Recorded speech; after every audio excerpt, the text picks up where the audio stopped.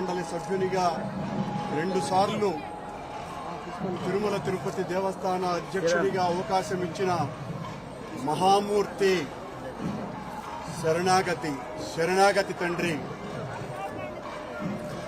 గత కొద్ది రోజులుగా నా మనస్సు కలత చెందుతోంది. నిప్పుల కొలిమిలో నిలబడినట్టుగా ఉంది. సర్వ జగత్రక్షకుడైన ఈ క్షేత్రంలో క్షుద్ర రాజకీయ మాటలు మాట్లాడటం నిషిద్ధం, అపచారం. అంతటి పవిత్ర పుణ్యక్షేత్రమైనటువంటి నీ ఆలయంలో దేవదేవా,